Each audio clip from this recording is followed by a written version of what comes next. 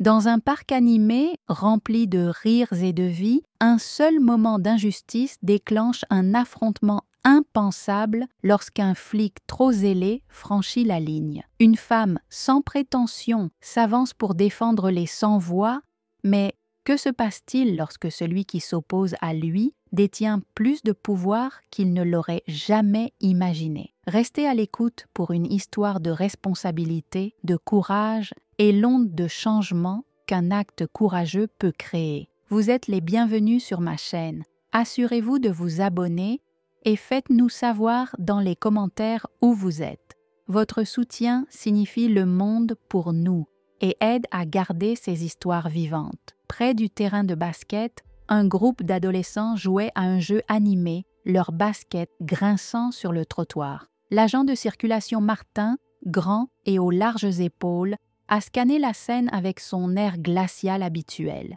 Son uniforme était impeccable, mais sa réputation était tout sauf bonne. Les gens murmuraient à son sujet. Comment son caractère s'enflammait à la moindre offense, comment il semblait isoler les plus vulnérables. Quelques-uns osaient le défier, mais cette peur lui donnait un pouvoir incontrôlé. Assise à une table de pique-nique à proximité, Michel sirotait un soda en profitant de la rare occasion de se détendre. Ses rires retentissaient alors qu'elle discutait avec des amis, son badge du FBI caché discrètement dans sa veste. Son attitude accessible et son sourire aimable la faisaient se fondre dans la foule sans effort. Elle ne voulait jamais afficher son autorité à moins que cela ne soit nécessaire. Une agitation a attiré son attention près du terrain de basket. Une jeune fille noire est tombée sur Martin alors qu'elle portait un plateau de collation, le soda percutant les pieds de l'officier. « Hey, regardez ça !» Martin a ouvert la voie, coupant le bruit joyeux du parc. « Je suis désolé. » Toana a balbutié, les yeux écarquillés, alors qu'elle se penchait pour récupérer la canette. « Désolé, ça ne suffit pas. » Le grognement de Martin la domina. « Vous, les enfants, vous pensez que vous pouvez courir ici comme ça, comme si c'était votre terrain de jeu. Montrez-moi une pièce d'identité. » Tiana se figea, tâtonnant pour poser le plateau qu'elle tenait.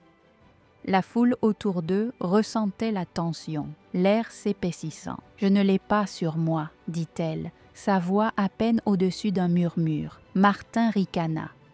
« Imprudent et irresponsable, vous devez apprendre un peu de respect. » Avant que Tiana puisse répondre, Martin la repoussa assez fort pour la faire trébucher. Des halètements se propagèrent dans la foule et plusieurs personnes prirent leur téléphone pour enregistrer la scène. « Hé !» La voix de Michel traversa la tension comme une lame. Elle s'avança, son expression calme mais autoritaire. « C'est assez. » Martin tourna son regard vers elle. « Ça ne vous concerne pas, » cria-t-il. « C'est le cas lorsque vous malmenez un enfant, » répondit Michel d'un ton égal mais ferme. « Laissez-la partir. » La foule se déplaça avec inquiétude, leurs yeux balayant entre Martin et la femme en civil, qui ne semblait pas intimidée par sa position menaçante. Martin fit un pas vers Michel, sa mâchoire serrée. « Vous avez une idée de qui vous parlez ?» siffla-t-il. Le regard de Michel ne faiblit pas. « Vous !» La foule murmura de surprise devant son audace. Le visage de Martin s'assombrit, son humeur bouillonnant. D'un mouvement rapide, il s'avança et balança un poing fermé sur l'épaule de Michel avec la force d'un coup. Faisant taire les murmures, Michel ne broncha pas.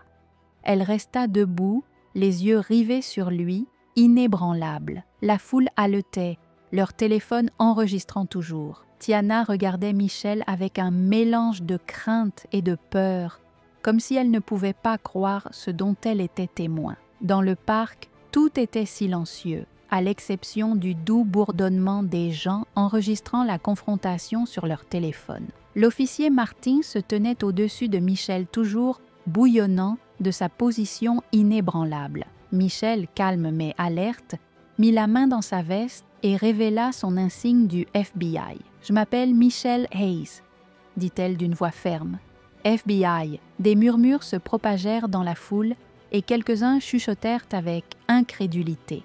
Martin resta figé une fraction de seconde, l'insigne le prenant au dépourvu, mais son choc se transforma rapidement en indignation. Il redressa sa position, pointant du doigt son interférence avec le travail de la police. « Vous n'avez aucune compétence ici », cracha-t-il d'une voix élevée. L'expression de Michel ne changea pas. « Aucune compétence en vous regardant agresser un adolescent. Vous êtes hors de portée. » Le visage de l'officier Martin se renflait de colère. Ses poings serrés. « C'est ma scène, pas la vôtre !» grogna-t-il. La foule se rapprochait légèrement, enhardie par le calme de Michel, les téléphones de déférence pointés directement sur lui. « Vous dépassez les limites, je suis Michel », dit-elle en arrière, son regard inébranlable. Elle jeta un coup d'œil à Tiana, toujours tremblante, puis aux passants dont beaucoup avaient été attirés par le drame qui se déroulait. « Vous avez bousculé un mineur et m'avez agressé devant des témoins et vous vous inquiétez de la juridiction ?» Martin fit un pas en avant, sa main serrant le poids de son arme. Les yeux de la foule et les caméras l'ont clairement agité. « C'est votre dernier avertissement. Reculez au lieu d'obéir. » Michel tint bon, les mains ouvertes mais prêtes. La foule murmura plus fort, certains applaudissant sa bravoure, tandis que d'autres chuchotaient sur les dangers de défier le policier. Martin lança soudainement son poing volant vers son visage. Un halètement collectif éclata, tandis que Michel, avec de l'entraînement et de la précision, appuya le coup de poing et attrapa son poignet dans un mouvement fluide. Elle lui tordit le bras et le fit tomber au sol, sa masse frappant le trottoir avec un bruit sourd. Les spectateurs rugirent, certains applaudissant, d'autres criant avec incrédulité. Le gémissement de Martin, mais sa fierté était plus meurtrie que son corps. Depuis sa position au sol, il grogna dans sa radio. Une sauvegarde était nécessaire. Un suspect violent avait agressé un officier. Michel recula, sa posture défensive, mais pas agressive. « C'est sur vous-même », dit-elle en scrutant uniformément la foule. « Continuez à filmer, cela doit être vu. » Quelques instants après, les sirènes percèrent l'air tendu. Plusieurs voitures de police s'arrêtèrent en hurlant près du parc et les officiers étendirent leurs mains, planant près de leurs armes. La foule se sépara nerveusement alors qu'ils entouraient Michel, Martin et Tiana. « Elle m'a agressé », marmonna Martin, toujours au sol, regardant Michel. Elle résiste lors de son arrestation. Michel leva les mains, son insigne toujours visible. « Vous avez tous vu les images ? Vous verrez qui a commencé cela. » Les officiers hésitèrent, se regardant, ne sachant pas comment procéder. La foule bourdonnait, un mélange de soutien et de peur. Certains crièrent à Michel de continuer à se battre, tandis que d'autres plaidaient pour la résolution du conflit. Michel vacilla un instant alors que les policiers se rapprochaient. Elle fut frappée par un souvenir, une leçon que ses parents lui avaient inculquée quand elle était enfant. La voix de son père résonna dans son esprit. La justice n'est pas facile. Défendre d'autres signifie rester dans le feu, mais il faut savoir quand se battre et quand faire confiance à la vérité pour éclater. Elle inspira profondément, se forçant à réprimer sa frustration. Elle ne se battait pas seulement pour elle-même ou pour Tiana, elle se battait pour le principe que ses parents lui avaient inculqué, mais le poids des attentes de la foule et ses propres instincts la tiraient. Si elle se défendait davantage, ou si elle reculait et laissait les preuves parler, les murmures de la foule devenaient plus forts. La voix d'un enfant traversa le chaos. « Est-ce qu'elle va aller bien ?» Michel regarda Tiana, dont les yeux écarquillés étaient remplis de peur et d'espoir. C'était tout ce dont elle avait besoin pour décider. Lentement, Michel leva les mains plus haut. « Je ne résiste pas », dit-elle clairement. « Vérifiez les images, tout ce dont vous avez besoin est là. » Martin était toujours au sol, souriant triomphalement alors que les policiers se dirigeaient vers lui pour lui mettre les menottes. Au moment où il marmonnait, son expression était suffisante. mais il y avait une lueur de peur dans ses yeux, la peur des caméras et de la vérité qui se propageait hors de son contrôle. La dernière chose que la foule vit, alors que les policiers éloignaient Michel, c'était son visage calme et inébranlable. Elle rencontrait leurs regards, comme pour dire que ce n'était pas fini. La foule éclata en cris, certains scandant son nom, tandis que d'autres criaient après les policiers. Tiana serrait fermement son téléphone. Son enregistrement coulait toujours dans ses mains, tremblantes, alors qu'elle murmurait « Nous veillerons à ce que tout le monde voie cela ». La scène sombra dans le chaos alors que Martin se levait, effaçant son sourire narquois, hésitant, alors que le poids du jugement de la foule pesait sur lui. L'air autour de la scène crépitait de tension alors que les policiers entraient, leur position rigide et incertaine. Michel, ses mains toujours levées, attira le regard de Tiana. Le téléphone de l'adolescente tremblait dans sa main. L'enregistrement était toujours en direct. La voix de Michel coupa le bruit, calme mais autoritaire. « Tiana », dit-elle en hochant la tête vers la foule. « Avance ». Tiana hésita, jetant un coup d'œil nerveux au policier. Michel lui lança un regard rassurant, son expression ferme et inflexible. Encouragée, Tiana se rapprocha, son téléphone tenu haut. Michel se tourna vers les spectateurs. Sa voix était assez forte pour porter tout ce que vous voyez, dit-elle. Ses yeux scrutèrent la foule.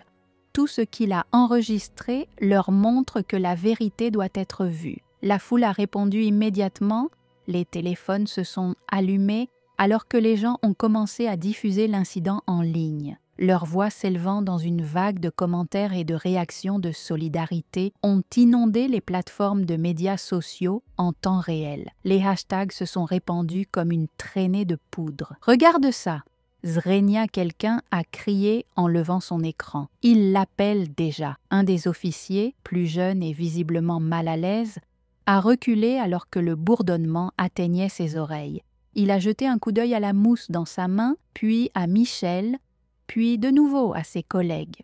« Attendez » marmonna-t-il, ses sourcils froncés. « Est-ce qu'elle est FBI ?» Ces mots pendaient dans l'air comme un fil sous tension. Martin raidit sa mâchoire en serrant les dents, remarquant l'hésitation se répandre parmi ses collègues. La confiance qui avait alimenté son agressivité précédente commençait à vaciller sous le poids de l'examen minutieux de la foule. Les retombées ont été immédiates et immenses. En quelques heures, les vidéos des actions de l'agent Martin sont devenues virales et se sont répandues sur les réseaux sociaux avec des hashtags comme Justice for Yana et Stand with Mel, tendance mondiale, déclenchant une tempête de discussions sur la responsabilité et l'abus de pouvoir. Les médias ont repris l'histoire en diffusant les images accompagnées de commentaires d'experts juridiques et de dirigeants communautaires.